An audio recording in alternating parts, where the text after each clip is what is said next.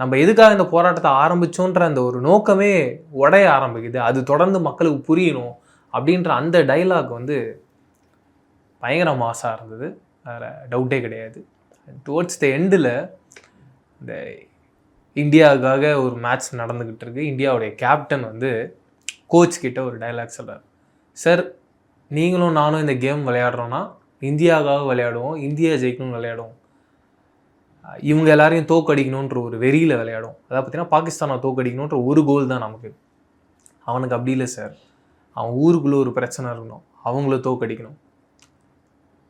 நம்ம தமிழ்நாட்டுக்குள்ளே ஒரு பிரச்சனை இருக்கும், அவங்கள தோக்கடிக்கணும். என்ன தோக்கடிக்கணும், உங்களை தோக்கடிக்கணும், பாகிஸ்தானுக்காரனை தோக்கடிக்கணும். இத்தனை விஷயங்கள் அவனுக்குள்ளே இருக்குது சார்.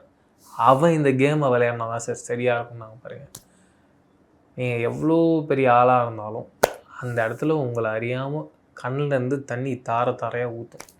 அப்படி எமோஷ்னலாக இந்த படத்தை மாறி ஹேண்டில் பண்ணியிருக்காரு. எமோஷ்னல்ன்றது ஒரு சின்ன வார்த்தைக்குள்ளே முடியுது. இந்த படமாக பாருங்கள், எல்லா டைப் ஆஃப் எமோஷனையும் அவர் சொல்லியிருக்காரு. வெறும் எமோஷன் மட்டும் இல்லாமல் பொலிட்டிக்கலாகவும் இந்த படம் சரியாக இருக்குது. ஒரு வாழ்வியலாகவும் ரொம்ப கரெக்டாக இருக்குது.